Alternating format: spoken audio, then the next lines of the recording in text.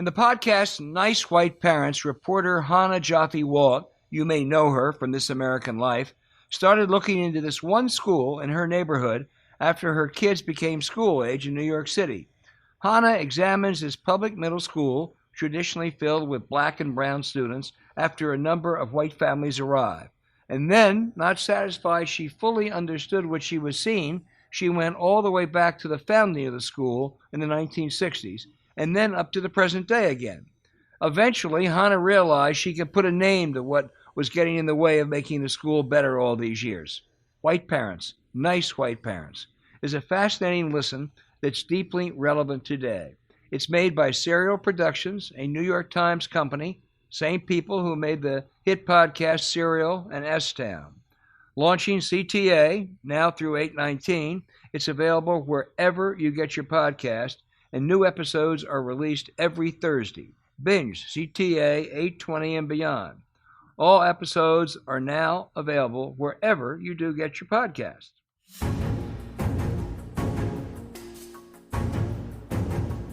Hello and welcome to 2020 Politics War Room with James Carville, still out in the Shenandoah where he's socially distancing, and I'm Al Hunt here in Washington. We're proud partners with the Sign Institute at American University in Washington, and we can't wait to get back there at some point.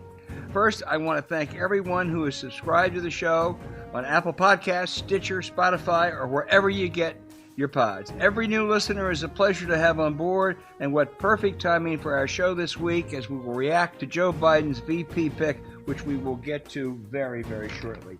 But our first guest is considered one of the very, very best Democratic state chairs in America. Ben Wikler, who has continued to invigorate the party in Wisconsin, which is critically important this week with a virtual convention, at least a role in it, and also in November. Ben, thanks for joining us. We know this is not quite the mid-August you expected with a full-fledged Milwaukee convention. Other than disappointment, has that had any impact out there, and what are you looking forward to next week? You know, having a virtual convention means, on the one hand, you don't have thousands of people packed into tight spaces, having the kind of jubilation and also germ spread that comes with that. On the other hand, what we have is a virtual convention where people across Wisconsin and across the country can have the same experience that the actual delegations get. And that means that we can actually include more people.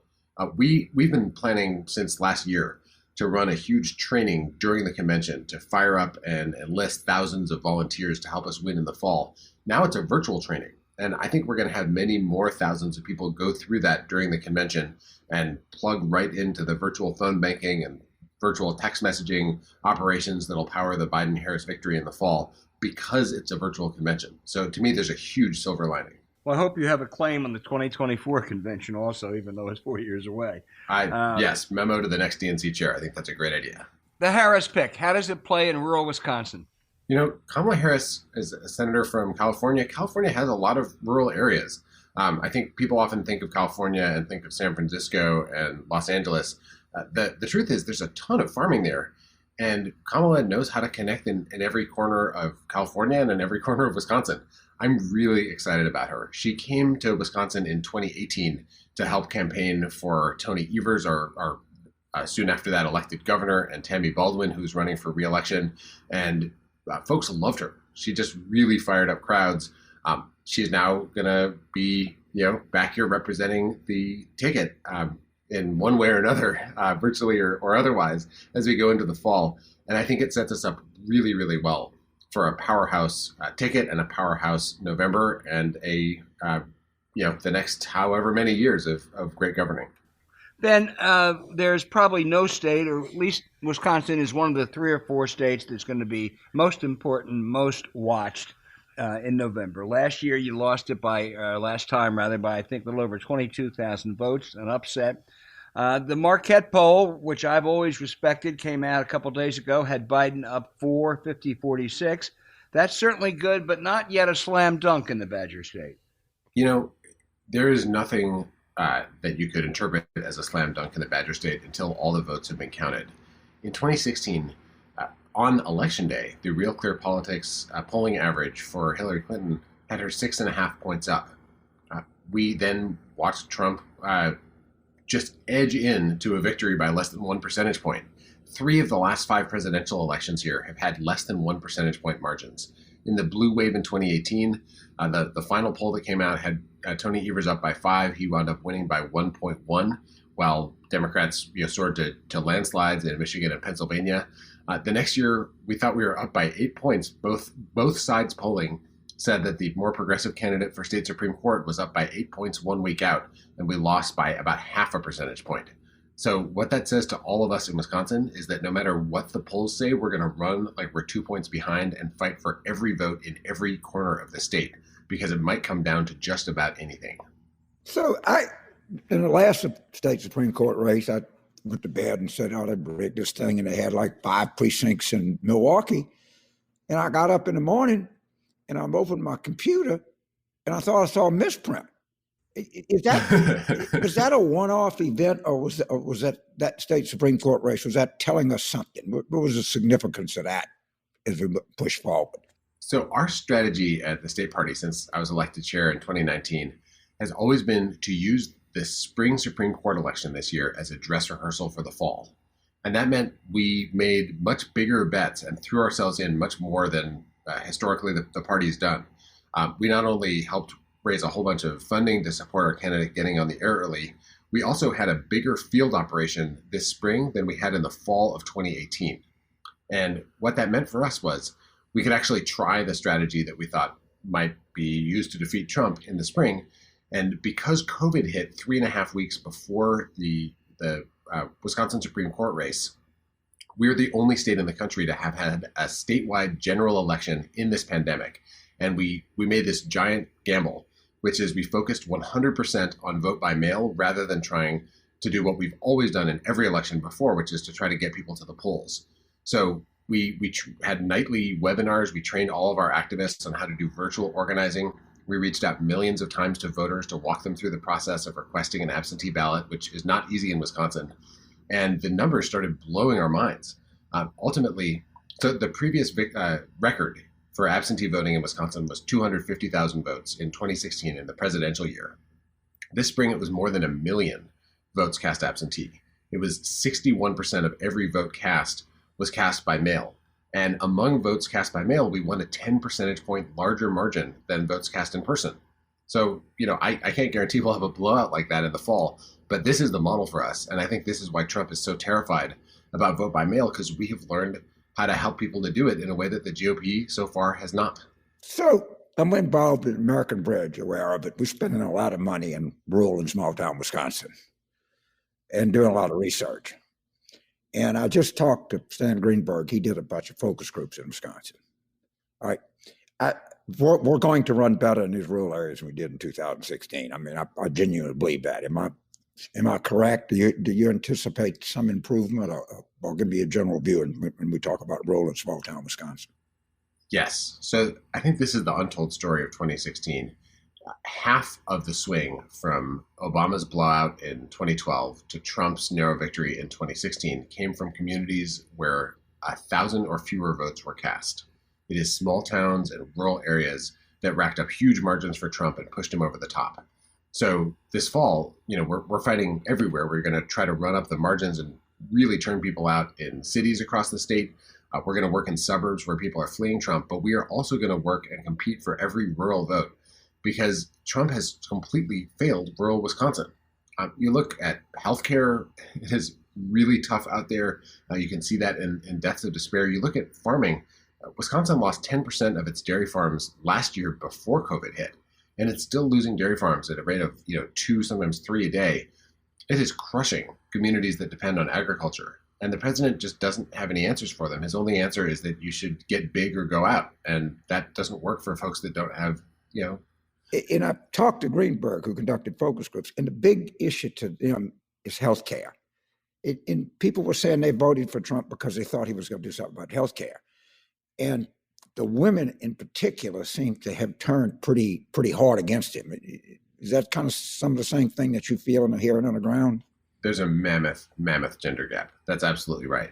And back when we could knock on doors, there were some places where local candidates would tell us, you want to knock before 5 o'clock so that you you get to, if mom is home with the kids in the afternoon before dad gets home, that's when you want to have the conversation, because it might go very differently if the husband answers the door at a lot of houses.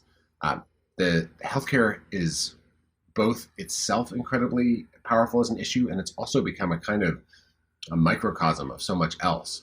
Trump did promise he was going to get great healthcare for everyone. He wasn't going to touch Medicaid, Social Security, or Medicare. He said all kinds of stuff, and people for whom Obamacare wasn't delivering, especially in Wisconsin, where Republicans have refused to expand Medicaid, people wanted improvement in their healthcare situation, and Trump tried to steer the bus off the cliff. It's pretty wrenching for someone who thinks the problem is that their deductibles are too high to watch a president who's trying to make things actively that much worse. And I think there's a huge opportunity now, especially with COVID, with so many people who have lost their employer-sponsored health insurance. We're just gasping, waiting for a public option that can help give people a cushion if private markets aren't delivering for them, and support to close the loopholes and close the gaps that the Republicans punched into the ACA, so that we can get healthcare to everybody. So the way people look at Ron Johnson in Washington is, man, this guy's like, he's nuts. What do people think of him back in Wisconsin? Is his conspiracies? He might be a QAnon kind of guy. The people in Wisconsin figured him out. The fascinating thing about Ron Johnson is that until pretty recently, most Wisconsinites didn't actually have a strong opinion of him. He doesn't cut that big a profile here. Now, the mask, so to speak, is off. For all the people who are against masks, they've kind of unmasked themselves politically as well. And his unfavorable numbers are rising up. He's now 33% favorable, 35% unfavorable. And as you can hear, still about a third of the state doesn't have an opinion. Those numbers represent, his unfavorables are creeping up since June. They've been creeping up since last year. He used to have a strong net positive.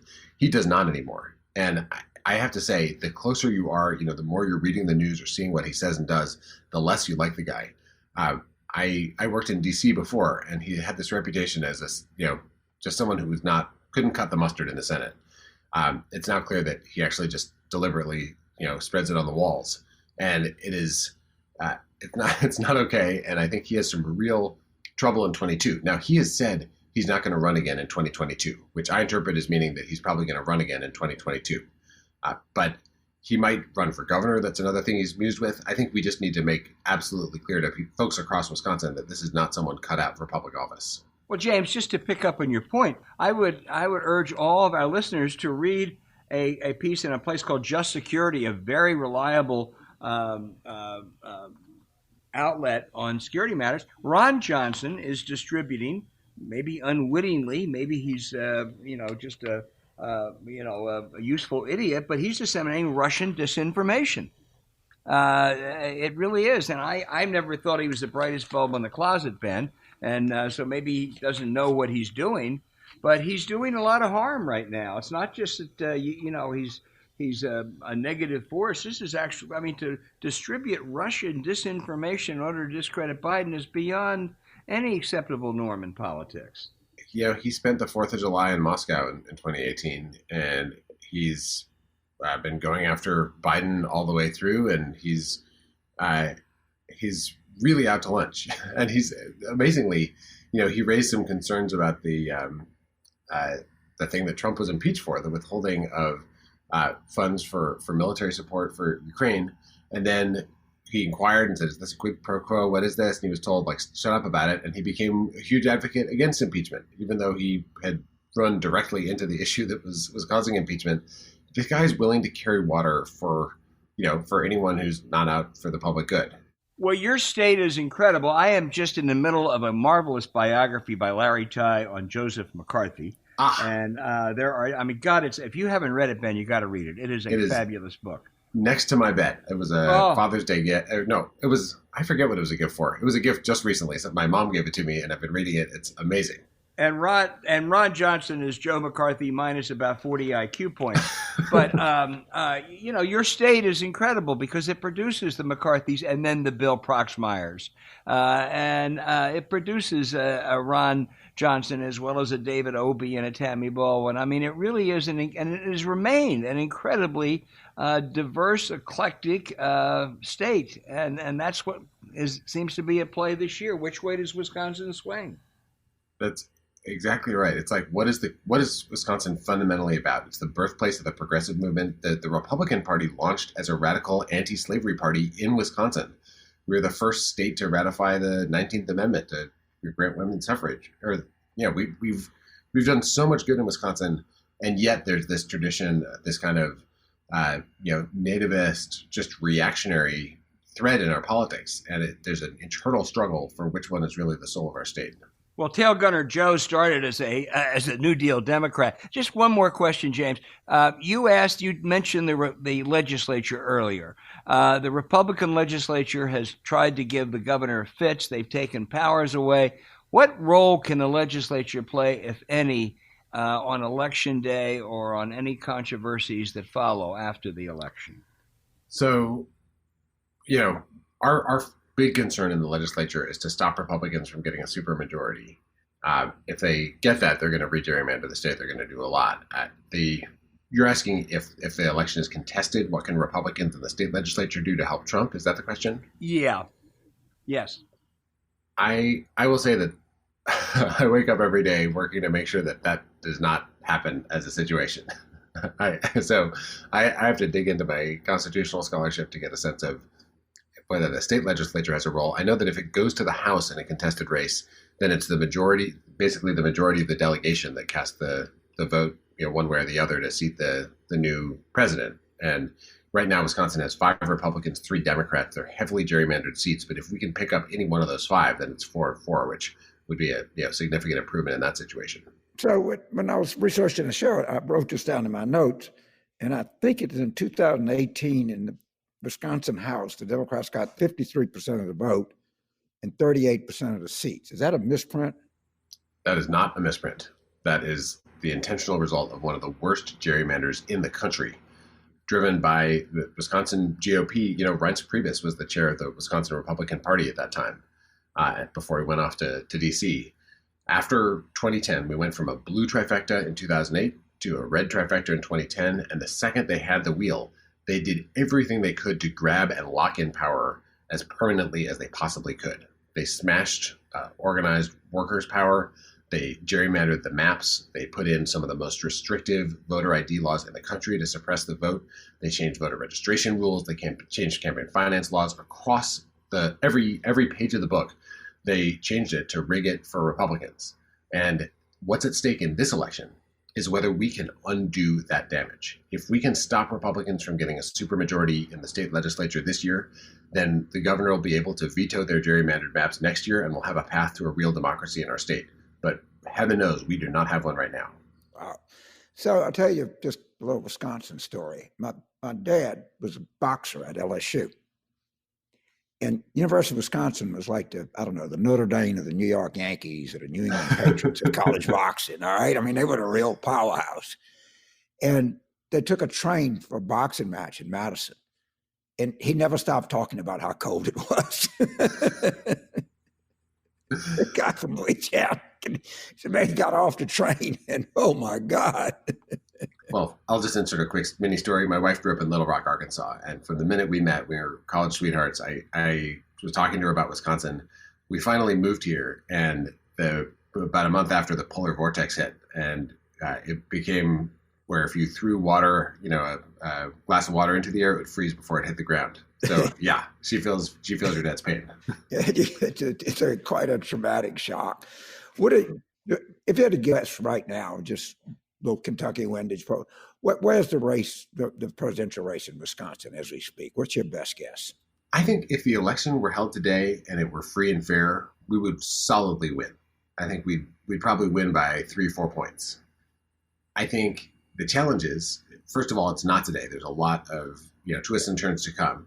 I do think the public has kind of seen through Trump at this point. The thing I'm more concerned about is that Trump is going to do everything he can to try to rig this election. He is sabotaging the Postal Service. He's planning a massive voter suppression campaign in person now that the consent decree on the Republican Party has been lifted. So our organizing, the work that our volunteers are doing, the work our amazing staff, our organizing team is doing day in and day out, is building buffers and plans to sidestep the GOP's voter suppression machine. Because the key to this whole thing is whether what the public wants in this election actually turns into the result. Well, how about vote by mail? How much of you talked about the enormous success that you experienced under incredible adversarial conditions in April, but how about November? As you say, first of all, the post office is being starved. He's put in a donor and a political crony as Postmaster General, and to the extent that there's polling, there's in-person polling. Can you get enough poll watchers?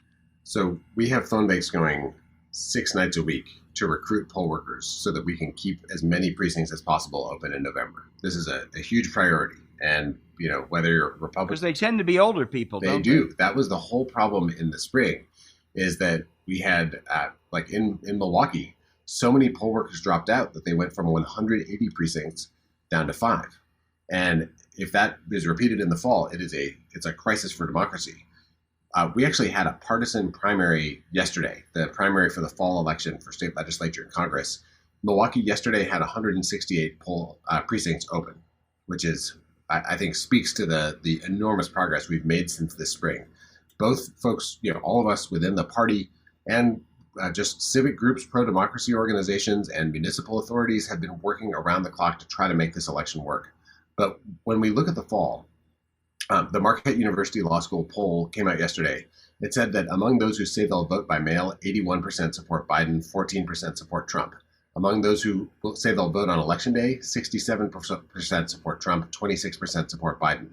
So that is really stark. Just a massive gulf. And, that is, I'm sure, what's motivating what Trump is doing to the most revered government institution in America, the U.S. Postal Service. So we are building alternate plans and alternate pathways. One of the things that I was calling voters this weekend to tell them about is that in Wisconsin, if you have an absentee ballot, you can hand deliver it. You can turn it into a polling place, and in cities around the state, they're setting up drop boxes, secure boxes where you can just drive up and plug your absentee ballot envelope right into the box, the same way you do with a post box. That's the kind of thing that can get around what Trump is doing at a federal level to the Postal Service. So I have this project where on election night, I'm looking for one county in a state in a number that says, like in Georgia, if you hit 60 in Gwinnett, you're going to win. All right. What is the comparable county in Wisconsin, and what is the number I have to hit? Just give me one county and say, James, if we're getting 61 here, it's going to be pretty hard for us to lose. Or James, when you say 38. 38 or something. Yeah, maybe a rural county or something. If you just had to place your bet on one county's vote being determinative of the statewide outcome, which would it be? So Wisconsin has an embarrassment of riches in this regard. But I will say, if we are above 48% in Brown County. And that's Green Bay? That's Green Bay. That's right. So that is okay. That would be hard. Yeah, the Trump can't get it. I'd also say you could look at Sauk County. Sauk County is a good example of a county that has tracked presidential elections, been incredibly important. If we're winning Sauk County, if we're winning Richland County, spell it. Sauk. Sauk. Okay. Okay. Yep. All right. And that's in southwest Wisconsin. That's one of those driftless counties. And what do we need there? I think if we're winning, we're winning. I think if we're above 50%, I think we're in strong. 50 to add 60 in Brown and Tays in the barn. And you lost Sauk last time. Yeah. The last one I'd say is Richland County. Richland County is a good prospect for you because it has backed the winning presidential candidate in every presidential election since 1980. So Richland County, it's right next to Sauk County. It's another driftless region, southwest Wisconsin. It is small by population, but big by predictive power. And again, if we're above 50% in Richland County, then Trump is toast. I mean, those counties were big for Trump. So this is the whole story, right?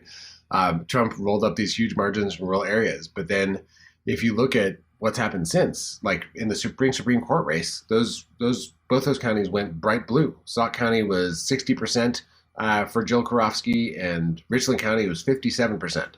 So that swing, I think, tells the whole story. Tammy Baldwin is another good example. Rolled up huge margins there. If we're able to do that in the fall, then we're going to win. And those are areas that have the driftless region.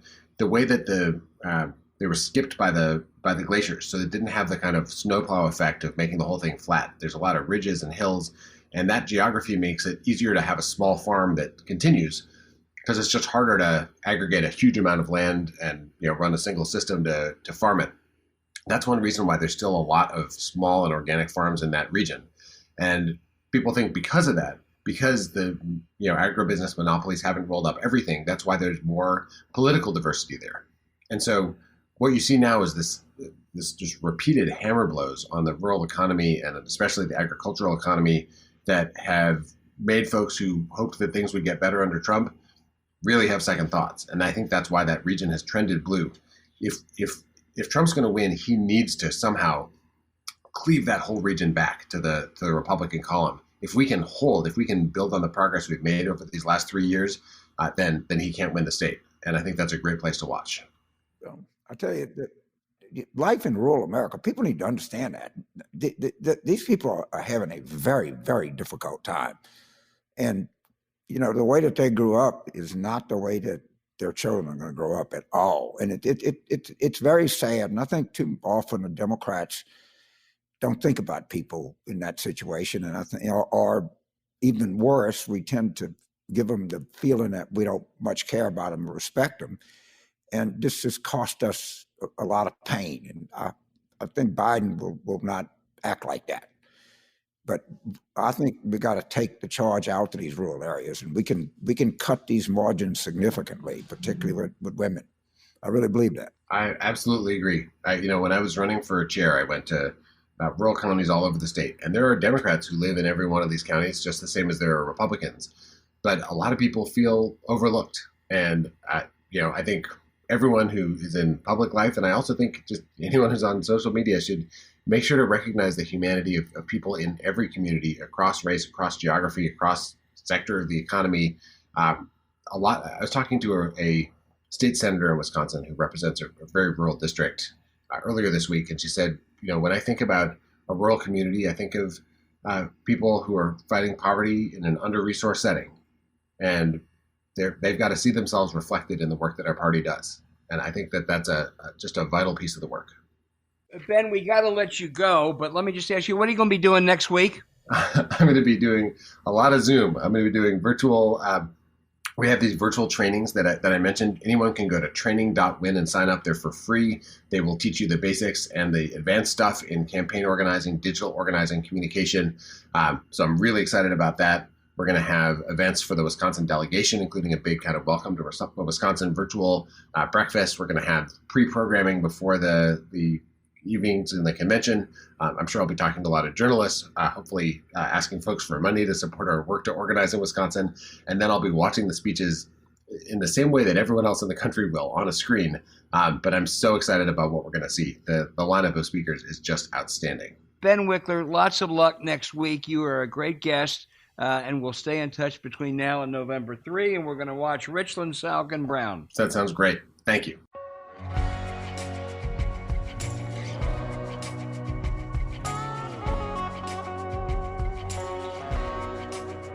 Hey, it's Mary. I want to thank James and Al for letting me talk to one of my favorite people in the world, not about politics, but that's how Dan Mathews and I met. And what we're here to talk about is something far more important than politics, and that is the human bond, the eternal bond and relationship and confusion and awe-inspiring love between parents and their children, and in this case, a mother and a son.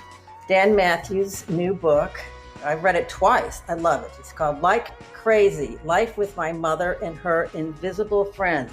you know Dan Mathews from PETA and other political activism. We'll talk about that later because it particularly connects to the COVID catastrophe and calamity we find ourselves in. But let's talk about your book and your beautiful woman. Can I just start with the dedication? Because it says it all almost. To Eleanor, Mary Ellen, Ellen Marston, Perry Lawrence, and any other handle Mom used in her 82 years. Beautiful woman. You look a lot like her, Dan. Why did she have so many names? Let's start there. Well, my mom was born during the Great Depression. She was born in Washington, D.C., actually just a few years before the Depression, to a pretty wild woman who entered no birth certificate on the no name on the birth certificate. So she ended up having a lot of names and a few different identities. Always a really witty, loving person, but she was schizophrenic and she was undiagnosed and untreated until I moved her in her early 80s. But she did not fall victim to the disease. I think of her more as a weary survivor. She somehow bluffed her way through life with her wits and with her intelligence. She didn't succumb to violence or booze or drugs. She had difficulty maintaining long-term relationships with people, but she had a deep, deep bond with animals, always. And as a young child, despite my mother's occasionally erratic behavior, I learned to have the same bond as she did with animals. Animals were such pure truth and honesty. And I learned that a deep respect and a unique communication that animals have and their unique intelligence. And that was what inadvertently set me off on my life of devoting my life to animal rights. I've been with PETA now 35 years as of last month. 35 years. I cannot believe that. Right out of college. Yes. And there's another book that Dan has done for all you booksters out there who love reading, which is another thing your mother influenced you about, loving books. So important. Your other book, Committed, details a lot of your PETA activities. But in the case of your mother, she just didn't survive schizophrenia, which none of her family knew. She lost 2 children early on. She was abandoned. She was abused. She was raped. By the time you moved her in, you're a pretty bon vivant globe traveler, a raconteur extraordinaire, highly successful. In her 80s, you buy a big old Victorian house no offense, but were it not for your beloved Jack, whom I always liked, but now I love your husband, Jack. You took a broken down money pit of a house and turned it into a castle for your mother. What went into that decision of you in the prime of your life taking in your mother at the decline of hers? Well, in this country, we often discard seniors like cigarette butts. There are the whole senior home industry, and I think there's a few issues behind that. One is that a lot of people don't develop a friendly rapport with their parents. They just have a parental rapport, and it's people can't wait to get out of the house when they're out of high school. And I think that's a healthy thing. I think people should be able to stand on their own 2 feet and not rely on their parents too much. Of course, with the economy being what it is now, a lot more young people are living at home. But for me, the fact that she was addled and I didn't know what her problem was, but there was something there.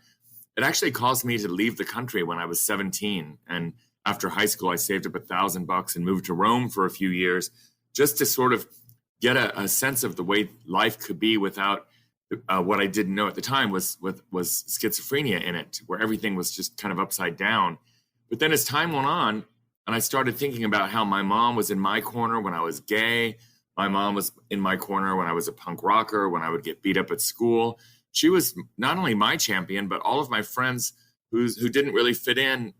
My mom was the queen of misfits, people who were neglected by their own parents, would often be cared for by my mother. This was especially true in the AIDS era, when she was like Nurse Perry, always there to cheer people up and look people, keep people in good spirits as they died many of my friends died of AIDS. And as time rolled on, I thought, I really owe this woman. It may be inconvenient for me and I might not have the money, and I certainly don't think I have the skill set or the time, but I would never forgive myself if I wasn't there for her when she was in her declining years. And it was lucky because when she hit about 80, she stopped being able to bluff it. She was no longer able to block out the noises, and she would imagine all these different people being dead, or that I got fired for not getting a haircut from work, or people peeping into our second floor curtains, as if they would be tall enough.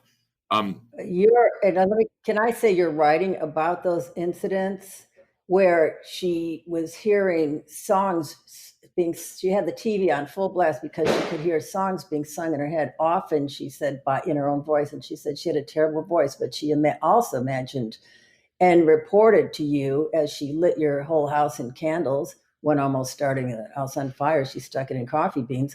She told you that your father had died, her best friend had died, your brother had a heart attack. She had not only imaginary friends, she had imaginary catastrophic events that were very real to her. That's what living with a schizophrenic is. You have to read the book because we can barely scratch the surface. But one thing I learned, and I think you learned, and you report in the book, is the notion of exactly what schizophrenia is. Right. And how difficult it is to get help for that. Schizophrenia, a lot of people think it's split personality disorder, but it's not. That's something completely different. Schizophrenia is when you have an overabundance of dopamine in your system, and it clogs your message center. A message going from one side of your brain to the other, it can confuse you and make you think that somebody said something they did not say. It makes you think that they thought something that they did not think. It makes you paranoid. And it can manifest in a lot of different ways. And a lot of people, such as in my mother, it manifests in hearing sounds, hearing voices. I would walk in and she would be having a phone conversation, sometimes even very lovely, funny phone conversations, but we didn't have a phone. She couldn't hear on the phone. So it was, she had a phone for texting, but she couldn't hear on it. And she would just be standing there holding a wooden spoon as if she was having a conversation. And I thought that was really sweet at first, because I thought, what do seniors have left but these lovely memories? Maybe that's just the natural course of things. But when these visions and these things that she was hearing got darker and darker and darker, I had to get her out of the house to a hospital and get her tested. This was not an easy task. And I was able to bring her to the senior psych ward where she was diagnosed as schizophrenic. And with a minimal amount of meds, the voices disappeared. And her last chapter in her life was actually one in which she was very much at peace and didn't hear the voices. And we had wonderful times at home. My husband, Jack, was married to a woman for 19 years. He had 4 kids from a previous sexuality, and they and his ex-wife and me and my mom became one big unlikely family. We celebrated holidays together. Even now that my mom's gone, we still have a great rapport. And I was just really lucky because when I took when I took my mom in and took on this project of both the mother and the house, I am not equipped to fix houses. Dan, in that you are very much like my husband. There is not, flushing the toilet is the extent of his ability to do mechanical things. And you actually had a toilet explosion at your house with your mother. So people don't think this is also a hilarious book. You're a beautiful, poignant, and hilarious writer because you went, and I remember when you were making this life-changing decision for both y'all, you felt insecure, ill-equipped. And indeed, in the first couple of weeks, because of, you later learned, medication or the wrong medicines or too much medicines, it's a very hard thing to treat, particularly when you don't know what it is. You had 2 face-smashing incidents within 2 weeks of living with your mother. The reason I'm bringing these up is because in this era of we're always clamoring for our rights. We rarely talk about responsibilities, which must be concomitant with rights. And the responsibility you took to care physically, emotionally, mentally for your mother and yourself has parties you had, the masks she wore, your Halloween bashes, your Christmas bashes. Pick any holiday and give us a typical example of life at the Mathews Jack home. Well, when Halloween is a block party at our house. It started right when we moved to the house, and within the first 10 years, it became really a mammoth block party. And for my mom's last Halloween, she wanted to pay tribute to Amy Winehouse because she loved her. Amy had recently died. She'd OD'd. So my mom, who was 82 years old, dressed as Amy Winehouse, complete with the black beehive, white Coke residue around her nostrils, and lugging a bottle of Jim Beam. And she really did the outfit. And it was a big deal because I was born just before Halloween. And so I was born just after midnight. And the doctor, and my mom would always tell me that the doctor came in on a Saturday night just before Halloween to deliver me back in the 60s directly from a Halloween party. So he was arrested. I was delivered by Count Dracula. I was a big baby, so I made a big bloody entrance just after midnight.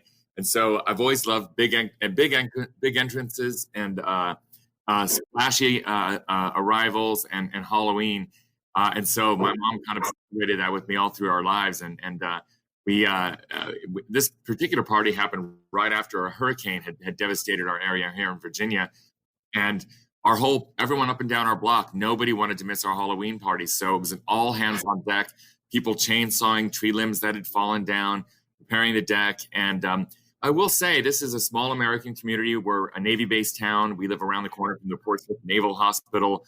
We include in our circle of friends freshly discharged PTSD victims, tattoo artists, strippers, you name it. Everybody from all political stripes, from all every color of the rainbow. And that's the kind of people you'll find at our house.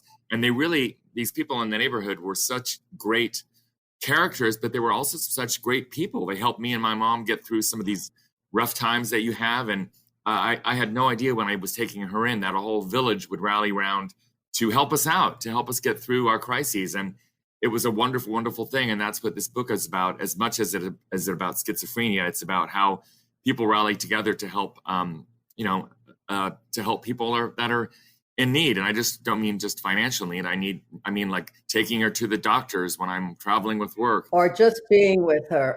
It might be a small town, but you have a big heart, and it's manifested in your vast array of friends who not only did help with the house, but stayed with your mother, cared for your mother, genuinely loved your mother. Your friends from college remained her friends, even in your absence, which is a testament to both of you. And I want to make sure everybody understands there's so many beautiful stories, mother-son stories, parental stories, friend stories. It does take a village. And I found myself thinking about, as you mentioned in the book, when you had her in the senior psych ward, what do people do who don't have families, who don't have a circle of friends? I'm not making I don't know what the answer to that is, but it's a blessing that she had you. And in the end, I think you would say, or at least I'm going to say, I found it a blessing to you. Your husband, Jack, is a set designer, choreographer, very creative, lovely, lovely human being. And he had a great idea, or he and his friends had a great idea to send her off in her, what would have been her favorite way. Talk about the Nutcracker. My mother was a big freak for the Nutcracker. We went every year, and she always aspired to be a dancer in life. It was one of those things that she just never got around to doing. But she loved the Nutcracker when we went as kids every December to see it. And so my friend had the brilliant idea, because she died just a few weeks before Christmas, to take my mom's ashes and scatter them in the snow that falls at the end of Act 1 at the Nutcracker, at the Grand Ballet. And he did it. We asked him to do it, and he thought it was the most thrilling thing because she was such a big fan. And so her memorial, she died so close to Christmas, I was loath to call my brothers and get everybody to come to some sad memorial right around Christmas time. I said, you know what, let's send her off in a very theatrical way that she would have loved. And so a lot of her ashes went down in the snow that falls in the Nutcracker at this grand theater. But then I kept little bits of her ashes to send to my nieces and nephews. And I got all of them little Nutcracker Christmas tree ornaments, and sent them along with her ashes. And now they talk about that when showing her ashes off all over the country. So my brothers were totally supportive of it. The book, I don't know if you've seen the movie Meet Me in St. Louis with Judy Garland, the 1940s. Yes, of course you love Judy Garland. Well, that book is set in 4 acts, and it's 4 seasons all in the same house. And each season has a very distinct set of dramas that unfold. And so I kind of patterned this book in that same format, where it's 4 different seasons in our beautiful house. And then after each season, I skip ahead a year to the next season. And we live in such a beautiful part of Virginia that we really get the full force of all seasons, from blizzards to hurricanes. And so it's a very kind of updated version of an American modern family situation. It is a modern family, and it's more than that. I know you're in the middle of your book tour, just kicking off, but I want to say about this book to all our listeners: Like Crazy, Life with My Mother and Her Invisible Friends, Dan Mathews, Simon and Schuster. It's not everything it's more than what we've talked about. It's a look at, it's so many facts in my seasoned age, Dan, that I had never known about music, about literature, about writers, about Americana, places and people all across America. You have such a lovely, creative, inventive, and not lucky life. You work hard, and I want everyone, get this book, read this book, give it to your mother, give it to your brothers, give it to everybody. Before we sign off and you run off, because this is a political show. I also want to thank you, Mary, because when I first moved my mom in, and I didn't realize yet that she was schizophrenic, but that she was just really off kilter, and I wasn't quite sure how to deal with it. I remember I sent you a note. You asked how she was doing, and I said, she's doing okay. I'm not sure I'm qualified for this. And you replied, Dan, you're the only person qualified for this. And that really resonated with me, and it really bolstered me up. So I want to thank you for that. And I hope that that's the kind of advice that anybody who reads this book might feel like, is we all have it within us to take care of our own. It just might be a difficult decision, but when the chips are down, we do have the know-how. We just figure it out. And you know what, that was why I gave you that advice, and what I hope people can take this time to reflect on is becoming a new parent, because in essence, you became her parent. And the reason I said that is because James and I had our kids I was 42 and 45, and I thought I was ill-equipped, and I very much was ill-equipped. But if love is your touchstone, and you do things, everything you do is out of love, then you're infinitely equipped to deal with these situations. So I love the book. Now, you referenced our relationship, which goes back Dan and Jack invented vegan gumbo for you New Orleanians, which has now become an institution in Louis Armstrong Park in New Orleans. Don't miss a vegan gumbo thing.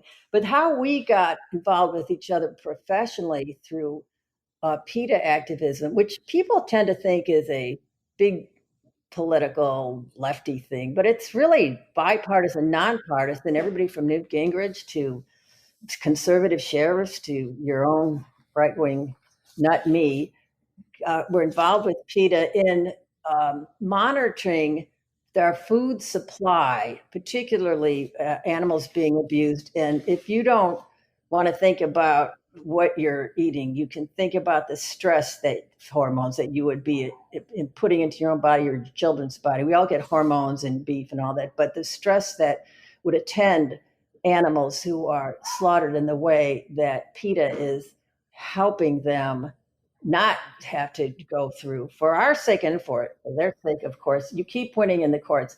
But what I want to talk about now, which how that works, your work in with ag-gag bills across the nation fits into COVID. Since the onset of COVID, the incidence of food supply, on-site inspections, reporting of food problems from E. coli, salmonella, any kind of foodborne illnesses has it's not just precipitously dropped. In some instances of reporting and citations, it's gone from thousands a month to zero. So this is something people need to understand about the work that PETA does. As much as I love your creative chicken men and naked stunts, and I love all of the way in which you get attention to your issues, it's really important to all of us, particularly in this COVID time, To understand the work that you're doing, can you explain that part of what PETA does for people? Well, the only reason that we're all on lockdown right now is because of the meat trade. And this time it happens to have emanated from a live animal meat market in Wuhan, but HIV came from eating monkeys in Africa. And the 1917, 1918 flu pandemic, which people call the Spanish flu, but it really started in Kansas at a chicken and pig farm. It just was written about in Spain the first time. That's why they called it the Spanish flu. But when we eat animals, there are a lot of diseases which are not harmful to the animals themselves, but when they cross over into people, they can be deadly. There's these, it's called a zoonotic disease. And in the wake of COVID, PETA did investigations in 6 countries showing these live animal meat markets where the blood of one species of wild animal that they're selling for some delicacy is intermingling with the blood of a fish or a chicken that is also being bought at the same market. So PETA's been involved in banning these live animal meat markets in both California and New York, as well as reminding people that this all started from the meat trade. And domestically, the issue is even kind of deeper.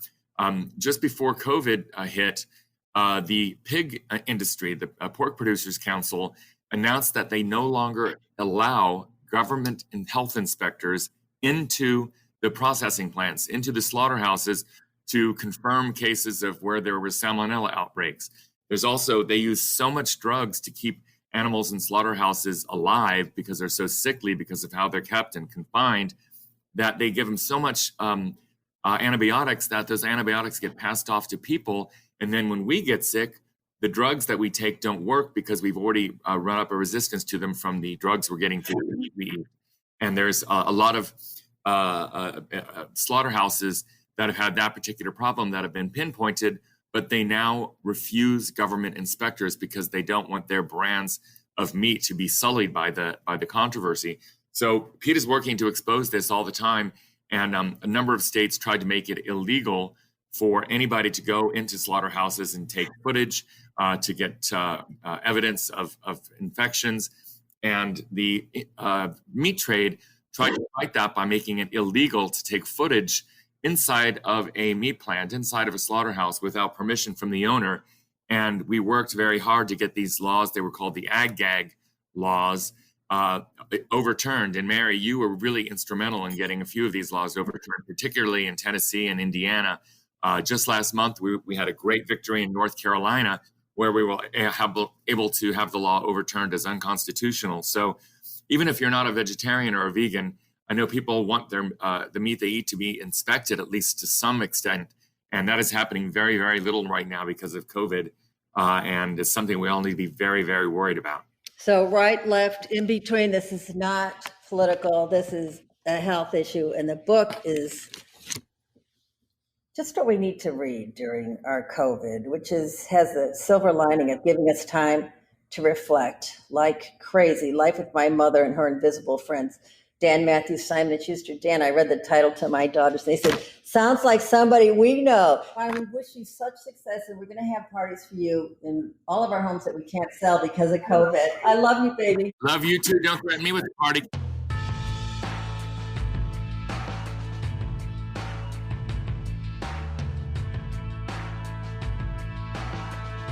Boy, that was really a welcome addition to this show, James. And Dan is doing a virtual book event with Alec Baldwin tonight, August 13th, 7:30 live. It'll be streamed live at newsday.com. James, before we go, we have to talk about the VP pick, Kamala Harris. I think you will concur. This has been my preference all along. I've written about that, said it. I don't think. I must say the rollout was even better than I anticipated, in the sense that I think she's certainly a safe pick. She's a predictable pick in that way. But I think the excitement has been clear from the reaction of people. First, I look at, I've gotten several emails from Asian Americans who say this is terrific because her mother is from Asia. She is somebody that I think the left really is not all that comfortable with, but cannot criticize. And I saw where Ari Fleischer said, she really isn't going to appeal to African Americans. Asking Ari Fleischer about what appeals to African Americans is like asking Mike Pence about feminism. So I think that I think the Biden-Harris ticket is a good one. Yeah, I mean, look, this much time the day after, it certainly couldn't get going better. But I would remind everybody, generally, when you have this kind of a rollout and this kind of almost unanimous enthusiasm, they're going to be stuff is going to happen. Just prepare for it. This is the high watermark, yes, if you will. And they will play the race card against her. There's no question of that. Everything, and they'll dig up something, and they'll find somebody, and they'll get you just know all this is coming. And I don't know how much more they can go, because Biden will get rid of the God, the Bible, speak Chinese. What's next? A traitor? Whoa. I mean, Trump has already accused Obama of committing treason, so sure, right. That's next. I mean, and he'll have to up that. Yeah, we got to figure we got to see that and raise it. So I don't know where we're going to go. Yeah. Well, of course you're right, and there will be all kinds of attacks on her. But I want to go back to a point I made earlier. I think Biden is going to win this thing without flack from the left, but he's going to get flack from the left, which will be an annoyance both now and in governing. And they're going to push him, and they're going to and I really don't believe that most of the Bernie crowd is very happy with Kamala Harris, but they can't criticize her, and they can't criticize him. And I think to some extent it gives him a little bit more leeway. And that's, again, on the margins, it doesn't make a whole lot of difference, but a little bit. And I think she can comfortably campaign. We saw Ben Wikler said she could go to rural Wisconsin. She can go to rural Wisconsin. She can go about anywhere. And my final point is I would guess that candidates like Doug Jones in Alabama and Cal Cunningham in North Carolina are pleased with this choice. I would think so. Again, I caution you, this is probably the best day, and generally it doesn't matter, but maybe this time it certainly seems to have the potential to help, and not more potential for upside than downside. But it's the most cautious thing I could say right now. I actually probably feel a bit more optimistic than that, but I think anybody that's seen as many cycles as we have would say the overwhelming chance is it doesn't matter very much, but a little bit better chance it matters on the upside than the downside. I think I'd say that would be the position I would take right now. By the way, I'll tell you about something else. I'm intrigued by, and you should do it in one of your columns closer to election day, is pick out one county in every important state that we can watch on election night. I just think it's a good little trick, and it's probably going to we'll be pretty close to right in a lot of these states. Well, he gave us 2 in Wisconsin, and we've already talked earlier about Gwinnett in Georgia, and there's some to watch. I would watch. I would watch Erie in Pennsylvania. I think some of those Northeast counties are also worth watching, but Erie goes with a winner. Erie went with Trump last time after going for Obama twice. I think that's an interesting one. But you're right. We ought to just compile those between now and just so you know, in 1986, Erie was the bell. All right, 34 years later, Pennsylvania, Erie's still the bell. That's right. That's right. Some things, the stay the same. Some things change. I think that Pennsylvania is a place that has been, many states has probably been as static as anyone over there. Well, wait. Let me disagree with you. I think you're right about Erie totally. I think you're totally right about Erie. But, Westmoreland and Washington in 86 were Democrat, and Montgomery and Delaware in the East were Republican. So that shifted enormously. That shifted a lot. The point is, Erie stayed, the red and the blue all shifted, and Erie still sounds there.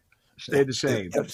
There's a swing of swings. It's the demographic split and everything else is split, and the suburban, Westmoreland and Chester County flip places, and Beaver County and Montgomery County have flip places. You name it, of course. But it just is. It is odd that one county, and maybe the remote in the extreme northeast corner of the state, still is swing. Yeah. Well, I talked to Tom Ridge, the former Republican governor, was in the Bush cabinet, no admirer of Trump, and he's pretty confident that Biden's going to carry Erie County. So we'll, if he does, first of all, I think Biden's going to carry Pennsylvania. And if he carries Erie County, he surely is going to carry Pennsylvania. But anyway, before we go, I'd like to just come back just for a minute. You may have a couple other things too, to that Ron Johnson and that just security piece. People have to read it, because I think Ron Johnson is a unwitting dupe of Russian disinformation. That's a serious charge, but the FBI has told him that. The former chairman and the current chairman of the Senate Intelligence Committee has told him that he is using a guy named Ukrainian named Teleshenko, who they have said is basically a Russian plant, and that's what he's doing now in order to try to tar Joe Biden. And it was just just one more thing I would say about it, and you ought to read the just security piece. In that impeachment testimony in the House, Fiona Hill, who was the Russian expert in the Trump White House, this is not some kind of crazy lefty, said that what Johnson is peddling now, she called a fictional narrative that's being perpetrated and propagated by the Russian security services. I just think that ought to be more front and center for Ron Johnson and Chuck Grassley, who really are playing a dangerous and a bad game. I agree. Sometimes I think maybe that guy's problem is just stupid. More than evil or anything else. He might just be flat out stupid. Let's don't discount that. Or manipulated by staff. Yeah, well, that's stupid. Yeah, it is. Stupid it people is. get manipulated by staff, and they get manipulated by right. donors. They get manipulated by the people in the caucus. Yeah. But I think I don't know this, and maybe we'll get Ben back on the show and ask him his opinion, but I think the dominant trait of this guy is stupidity. We got to give a shout out to the people in Northwest Georgia for nominating a QAnon by big vote. She said that the 2018 election was about an Islamic invasion of America. Right. She got like 58 or 59%. Yeah, Ms. Green. She is Marjorie, I think. Yeah, she called George Soros a Nazi. She said blacks are slaves to the Democrats.